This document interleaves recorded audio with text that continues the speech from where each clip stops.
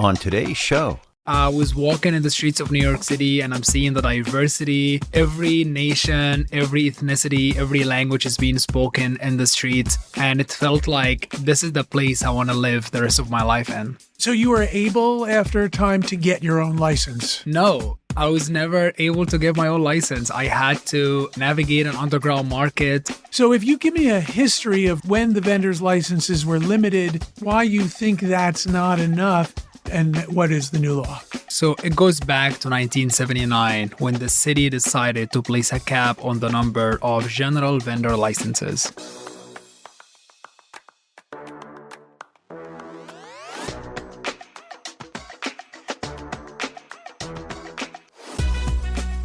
Hello and welcome to the Social Justice Podcast Beyond the Box. I'm your host, Doug Lasdon, the founder and executive director of the Urban Justice Center. We like to go beyond the headlines and typical stories by asking challenging and incisive questions. Today, we're lucky to have Mohammed Attia, the project director of the Urban Justice Center's Street Vendor Project. Welcome, Mohammed. Thanks, Doc. Thanks for having me. You were a vendor. I know you're from Egypt and you were a vendor. And can you tell us a little bit about how you got here and why and how you became a vendor? Sure. So I immigrated from Egypt back in 2008. And soon after I got here, I started working as a vendor. And street vending was such a great job and business for me to have because I've seen a lot of my community members getting into street vending, living the American dreams, starting like very small and then going big and having their own small business and expanding on that. And I worked. You were not able to come and just get a license and start, right? Yeah. So the street vending system is really tricky and I had to navigate that when I arrived here. So at the very beginning, I had a food vendor license and I was working for others who have permits on their carts. But when I wanted to start my own business, it was a real challenge. And that's how I learned about the whole system and how the whole system of street vending is really outdated and difficult to work with. So you were able, after a time, to get your own license? No, I was never able to get my own license. I had to navigate an underground market and pay someone a lot of cash under the table to use their permit and be able to operate the business in a formal way. But it was a real challenge to even navigate that market. So to anticipate a conversation we're going to have later, we should have more licenses. 100%. We should have many, many more licenses and permits for all the vendors. Can I ask you why you came from Egypt and what you were doing in Egypt? Sure. So I was studying maths education in college. And in 2008, I had the opportunity to come in with a tourist visa. And I said, okay, let me just go and explore and see what's going on in New York City. Just spend a few months and see if I'm going to like it or not. And then I came in and I actually liked it a lot. I didn't feel like a stranger in the city. It felt, in a way, not so far away from home, although it's thousands of miles away from my Is that because hometown. you had a community here? We had a community. I was walking in the streets of New York City and I'm seeing the diversity. Every nation, every ethnicity, every language is being spoken in the streets. And it felt like this is the place I want to live the rest of my life in. Great. Do you still not have official documentation? Well, actually, I do. So when I came in with a tourist visa, I was quote unquote undocumented because I overstayed my visa. I couldn't have a social security number or immigration status. But soon after that, in 2012, I got married. I met actually my wife in the hot dog stand that I was working in. Oh, isn't that great? It was a really funny moment and how things just happen so quickly. But we met on the stand in 2010. Very soon after I started in Times Square and we started dating and we fell in love. And before you know it, in 2012, we got married and then I gained status around 2014. Let me just say that the Urban Justice Center and New York and the United States, we are lucky to have you as a citizen. I'm glad the process worked out. Let's talk about who are street vendors. Let's give everybody a little bit of education. Street vendors are the smallest businesses in New York City, and they are a community of a very diverse New Yorkers and immigrants and people of color and military veterans and single mothers and women. Isn't it mostly immigrants? We can fairly say that around 90% of the vendors are immigrants, foreign born. And these hard workers and these small business owners are trying to create an economic mobility opportunity for themselves out of the street vending as an industry. People go out, they set up tables to sell products that their neighbors and community need. They sell very delicious food. They bring their culture into the streets of New York City, and that will make the streets of New York City very rich. I've always seen it as, we call it the first rung on the economic ladder. People want to foot up, so to speak. And I also want to just say that our sound engineer today, who is a staff member at the UJC and fixes our computer, is the son of a street vendor. Welcome, Mohammed, as well. I'm glad to have the two Mohammeds sitting in the room today, and I'm thrilled to have the son of a street vendor here, sound engineering for the Street Vendor Project today. I've always described the street vendors I've met as the salt of the earth. They come, they work hard. They're working long days in the cold and the rain and the heat. You know, they work hard, and hopefully their kids can go to college and become sound engineers or whatever. Tell me a little bit about the popularity of street vending. I know vendors are very popular, but I'd like to hear it from you. Yeah, street vendors are an essential part of the fabric of our streets. Everywhere you go, every corner, every neighborhood you visit, you will find the street vendors there. You will find people loving them. You will find people and customers lining up at their carts. We've also seen that people will travel from neighborhood to neighborhood to just visit specific vendors that they want to go and meet with and try their food and listen to their stories. Street vendors are and have been since the inception of the city an essential part of the city's history. Back to the 1800s, they had the pushcart wars. I even read from the 1600s that people were selling in the streets of New York City, and migrants after migrants, generations after generations have been coming to the city and trading goods in the streets as vendors to make a living and survive in New York City. That's terrific. Oh, also tell me about, I have been in the city actually since the 1980s, and there has been a tremendous change in at least the foods the vendors sell. Do you notice that? Is that a thing that the food all of a sudden in the last 10 or 15 years has gotten creative and people have brought the foods from their homes? It used to be, when I was a kid, it was just hot dogs and nuts and pretzels. True. And the staple hot dogs and nuts and pretzels are still out there. They haven't vanished, which is great. We're lucky to have them. But also, like, we're seeing dozens and hundreds of new vendors coming into the food vending scene every year. People now are bringing in their culture and their backgrounds into their food vending businesses, starting cars and trucks that sell different cuisines. We're seeing now more vegan trucks and vegan food. We're seeing food from all over the city, and even you will see that people will bring even like very authentic city specific, not only the country, not only from Mexico, but you will see someone from their hometown and they say, this is how we make the birria in our hometown. So it's very inspiring. Another reason we're just lucky to have the vendors and why New Yorkers love their vendors. Now this message. We're here with Michael Barish of Barish & McGarry, lawyers for the 9/11 community. So 21 years after 9/11, incredibly, most of the 500,000 people who were exposed to the deadly toxins still don't know they're entitled to free lifetime health care and compensation. Why do you think they haven't enrolled? 2 reasons. First, many non-responders tell me that they didn't realize that no matter their family history, nearly every cancer has been linked to the exposure to the World Trade Center toxins. Second, many of them feel guilty and they don't want to take from others who have died. Thankfully, you won't be taking money from anyone since the Victim Fund and the health program have been fully funded by Congress. Susan, millions of dollars remain unclaimed. It's so important that you register. 68 cancers have been linked to the toxins. Remember, 9/11 didn't end on 9/11. Contact Barish and McGarry today at 911awards.com. That's 911awards with an S.com.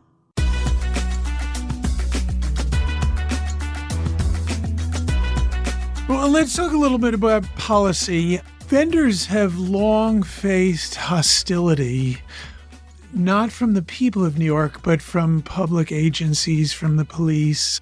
Do you still sense the hostility? Is that still out there for vendors? Sadly, yes, there is a little bit of that. And luckily, it is a lot better than before, because back in the days, in the 60s and 70s, when we read the histories... And the 80s. And the 80s too. That's right. 60s, 70s, 80s, where I would say, in a nutshell, like the worst time for the street vendors. And just for context, a lot of the rules and regulations that exist right now were created at that time. And that's still on the books still now. And still now in 2023, vendors have to deal with those rules and regulations. And the story that we're told about street vendors back in the day was really led by the top real estate developers, those people who control a lot of land and a lot of resources, and they were very aggressive towards vendors. There was a lot of racism and classism and xenophobia towards street vendors, and people were open about it. They were not even hiding this. They were going in a press conference, and we have Donald Trump in a press conference in the 80s saying that the street vendor plague is taking over the city. We need to address it. We have another business person on Fifth Avenue saying that street vendors made Fifth Avenue look like Istanbul on a Sunday.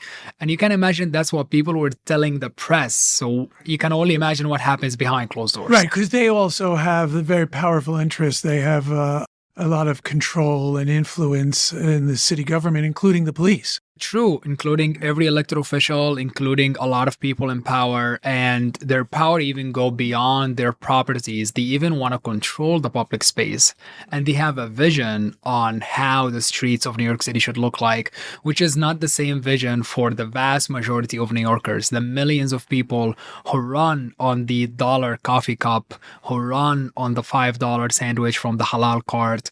We cannot really have those small group of people control everything in our city. I'm glad to hear that things are not as bad as they were, but how are things today in terms of hostility from public agencies? It comes in different forms. Like we're seeing, for example, over the last couple of years, a lot of the times the city administration tackles the street vendors issue in a very reactive manner, with only focusing on the enforcement, shuffling the enforcement effort from one agency to the other, increasing the enforcement units and having more police officers out there, more inspectors to write tickets to the vendors. So this is something that we find to be really problematic, because on the same time, when the vendors are needing the licenses to formalize their businesses, the city is dragging its feet. Which city agency is the hostility coming from today? Well, mostly we are seeing that the enforcement is being led by Department of Sanitation and Department of Police. Oh, okay. And it's very disappointing to see the Department of Police is still getting involved with the street vendor enforcement, because now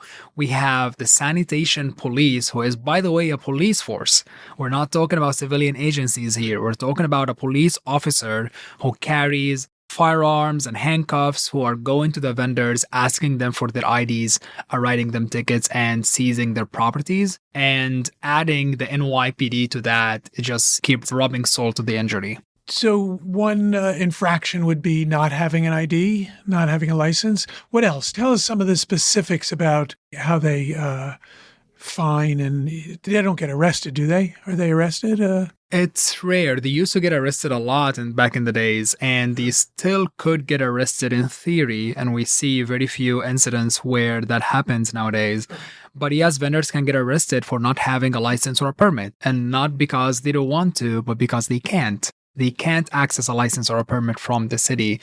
But besides getting fines for not having a license or a permit, you can get a fine for very minor violations. Something like not wearing your license on your neck, being few inches closer to the crosswalk than you're supposed to be, having a little box of water next to you, next to your cart or your table.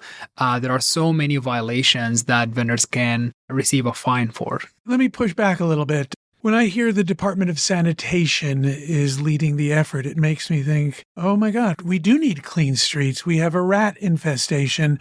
And if people are too close to the crosswalk, that might create havoc in the streets. And so might it be appropriate to have, to use the same phrase, some pushback from the city to make sure that the vendors are being clean and are in the right space? Is that a fair statement of support for the city? Well, it's a fair, but it's incomplete. And here's the tricky part.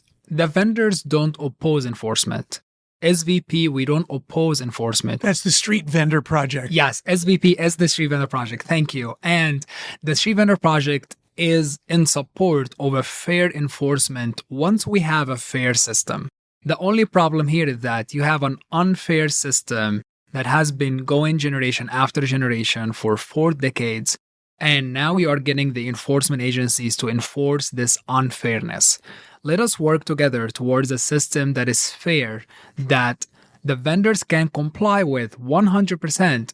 And then we're not going to mind having 1,000 cops. Can you give me an example? Is the example unfair that you're, an inch too close to where you're supposed to be, or an inch out of the appropriate space? It goes even beyond that, Doc, to be honest, like starting with the education. Who is doing the education to the street vendors community? A lot of people, a lot of New Yorkers, a lot of new immigrants, they will come to the city and they will look around them and they say, oh, I want to sell in the street. I want to set up a cart or a stand at the corner and sell. And when they do that, they don't really get the trainings or the education because there is no pathway for them to do that. No agency is offering that. So we need to have education and outreach efforts. Support for small business people. Exactly. Support just the same way that all small business communities receive that support and these resources. We need to have that for the vendors to educate them on the vending laws and then hold them accountable to comply with them. But there is no education. There is only a fine and a ticket that people are receiving. I know one of your big issues is the numbers of licenses. I know you want more licenses and there's been a law. Talk about the law. As far as I know, the Street Vendor Project has been the lone voice for street vendors for how many years now? It's 22 years. 22 years, and has been a prime force in, as you've said, in making things better and educating the city and being a public voice with and for the street vendors. So congratulations on a lot of this, including the law that seems to require that the city add vendor licenses. Hi, everyone. We're trying to get the word out about the podcast. So if you like it, please make sure to follow us on your favorite podcast app, and please rate us 5 stars on the Apple Podcast. And finally, please pass this episode on to your friends. Thank you for your support. Now this message. We're here with Michael Barish of Barish & McGarry, lawyers for the 9/11 community. So 21 years after 9/11, incredibly, most of the 500,000 people who were exposed to the deadly toxins still don't know they're entitled to free lifetime health care and compensation. Yes, it's frustrating that most non-responders still haven't taken advantage of the 2 programs that were created for them. Downtown office workers, residents, students, and teachers were breathing the same toxic dust. Not surprisingly, they're getting the same cancers and they're dying of the same illnesses. More people have now died of 9/11 illnesses than the nearly 3,000 people who died on that day. Sadly, that's true. So I urge everyone to protect yourselves. Register for the health program and the victim fund now, even if you're currently healthy. Protect yourselves. Protect your families. Contact Barish & McGarry today at 911awards.com. That's 911awards with an S.com. So if you give me a history of when the vendors' licenses were limited, why you think that's not enough, and what is the new law? Sure. So it goes back to 1979 when the city decided to place a cap on the number of general vendor licenses. For context, the general vendor license is the license that is required for anyone to sell merchandise out of a table. And they capped the number to these licenses to only 853 licenses. I know, that's the most random number you can ever hear. It's not 850, it's not 900, 853. Apparently, someone made the case to the city council that this is the right amount, this is the right number of merchandise vendors in New York City. And then soon after that, in 1983, the city also placed another cap on the number of food vending permits to only 2,900 food vending permits citywide. And we believe that this number is super low because at the time when we read the history, there were more than 12,000 permits at the time. So they chopped it in a quarter. Well, the other thing is somebody might ask, and I might ask, are those numbers reduced so that we can keep our sidewalks and streets less congested? In other words, that would seem like a good reason to limit the license numbers. And that's what we were trying to figure out. We looked at the history, we opened the books, we looked at the notes, what kind of studies that were made to prove these numbers and say, yes, there is a congestion because of the number of vendors. If we bring it back to only 2,900 permits, that's going to be safe for our city. Right. There is absolutely no study or no logic behind these numbers. These numbers are very random and very arbitrary. What makes you think that if we add licenses that it won't become congested? That's a great question. The reality. So soon after the cap was placed in 1979 on the general vendor licenses, a group of military veterans sued New York City based on the state law, the business state law, Article 35A, that grants the right to military veterans to sell in the streets of New York. And they won the case, and they got the case settled with New York City, and now they have access to unlimited merchandise vendor licenses based on that settlement. And there are more than 1,200 of them that are active now besides the 853. Aren't there also other regulations? I know some of the streets are closed. There's no vending on streets that are just naturally congested and limitations on particular streets. I'm not that familiar, but I believe so. Yeah, that's right. The vending laws are very complicated. And it's so funny that some people are under the illusion that it's very easy to find a vending location. And once a vendor has a permit or a license, they can set up anywhere, which cannot be farther from the truth. Actually, the vending laws are very complex because you have one rule that requires a vendor to set up on a sidewalk that is at least 12 feet wide. And when we look at New York City data, the open data of New York City shows that the public sidewalks of New York City are generally very narrow.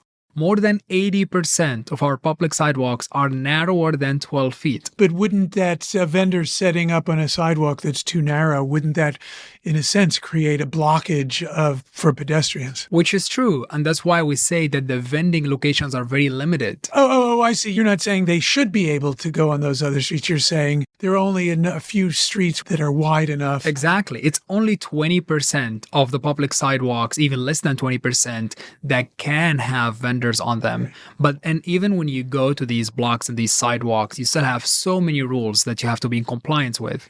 You have a very long list of restricted streets that vendors cannot operate in most hours and during the day. So looking at all these rules and regulations, and that is what actually going to limit the number of vendors per block, per neighborhood. In a sense, why not just open the market totally and can vendors fit? And if they can't fit, they can't do it. Anyway, but that's not what we have.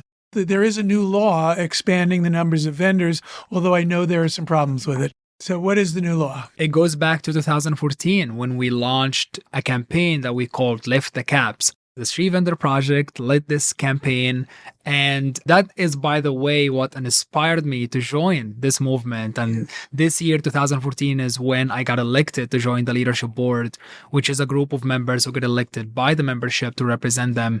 And I got really involved with this campaign because it was very personal to me. I was the one walk into the DCWP office with my food vendor license saying, hi, I want to obtain a permit. And people were laughing at me. They were like, you cannot do that. You're 35 years late.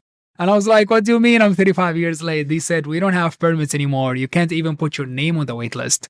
So this campaign was very essential to me. And I said, I really want to be a part of this movement. We want to change the system. And we spent 7 years campaigning, working with the city, holding rallies and marches, press conferences, meeting with probably every single council member. I remember meeting with some of them 3, 4, and 5 times to convince them that this is the right thing to do. And we finally got a local law to pass in the council back in 2021 to increase the number of food vending permits and create a new system to eliminate the underground market, and the city should be releasing 4,450 new permits. That sounds great. What is the problem? I'm asking a leading question. Yes, there is a big problem, and it's really disappointing and sad to see that the problem here is being the implementation. We all thought at the time that once the bill passes the council, once it becomes a law, everything would be great, and we were super excited to see that. But what was very disappointing to see is how the city agencies are implementing the local law that they are required to implement in a very, very slow manner. How slow? What does that mean? How slow, meaning almost a year delayed. Almost every permit is like pulling a teeth. Of the 4,000, how many have you gotten? So by the law, the health department was supposed to make 445 new licenses, new permits available on July 2023. Actually, July of this year. July 2022. Actually, a year ago. A year ago.